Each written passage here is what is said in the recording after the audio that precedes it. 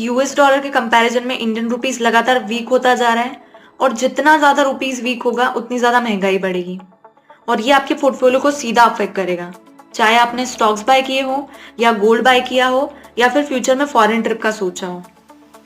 अब सवाल ये आता है कि इसका असर सिर्फ सरकार या इकोनॉमी पे पड़ता है या फिर आपके घर के खर्चे, आपकी एफडी, म्यूचुअल फंड या स्टॉक्स पे भी पड़ता है। वीडियो में मैं आपको स्टेप बाय स्टेप समझाने वाली हूँ कि रुपीस के ऑल टाइम हाई होने का आपकी लाइफ और पोर्टफोलियो पे क्या इफेक्ट पड़ता है और ऐसे टाइम पे एक स्मार्ट इन्वेस्टर क्या करता है। इसलिए वीडियो को बिल्कुल भी मिस मत करना, एंड तक जरूर देखना और चैनल को सब्सक्राइब करना मत भूलना। इस वीडियो में मैं आप सबसे पहले बात करते हैं घर के खर्चे की। जब रुपीस गिरता है तो हमें डॉलर के लिए ज्यादा पैसा देना पड़ता है। मतलब जो भी चीज इंडिया इंपोर्ट करता है जैसे पेट्रोल, डीजल, क्रूड ऑयल, दवाइयाँ, इलेक्ट्रॉनिक आइटम, मशीनरी, सबकी कॉस्ट बढ़ जाती है। और जब पेट्रोल महंगा होगा तो ऑब्वियस सी बात है ट्रांसपोर्ट कॉस्ट बढ़ेगी।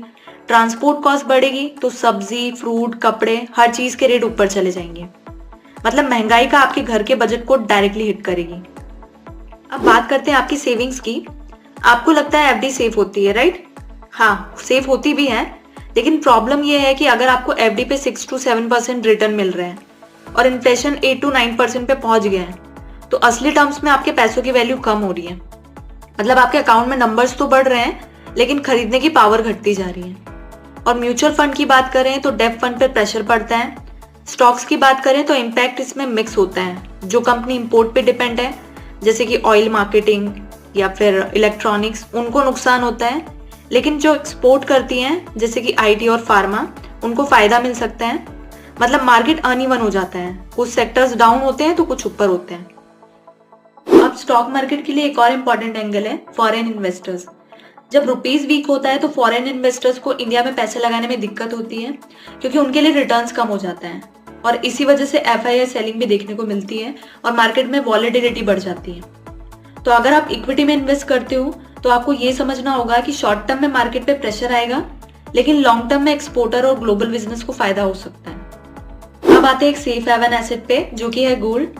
हिस्ट्री कहती है कि जब भी रुपीस वीक होता है तो गोल्ड ज्यादा चमकता है क्योंकि गोल्ड डॉलर में प्राइस होता है और रुपीस गिरते ही इंडिया में उसका प्राइस ऑटोमेटिकली बढ़ जाता है।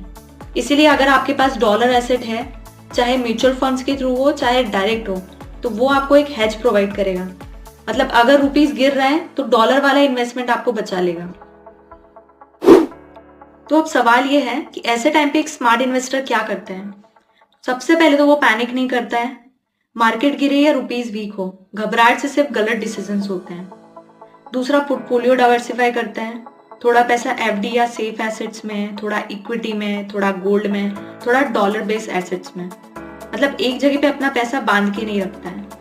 और तीसरा, शॉर्ट टर्म इन्फ्लेशन के चक्कर में अपने लॉन्ग टर्म गोल को कॉम्प्रोमाइज नहीं करते हैं। क्योंकि हाँ, रुपीस गिरने से प्रेशर बनता है लेकिन ऐसे टाइम पे अपॉर्चुनिटीज भी निकल के आती हैं। सो गाइस, रुपीस के वीक होने का मतलब सिर्फ एक हेडलाइन नहीं होती है।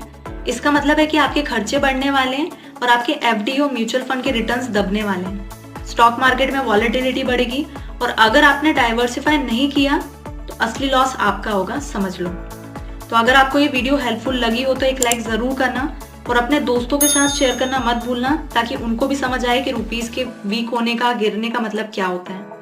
और हाँ, चैनल को सब्सक्राइब कर लो ताकि अगली बार आपको कोई भी फाइनेंशियल डिसीजन लेने हो तो आप न्यूज़ सुन के नहीं, समझ के लो।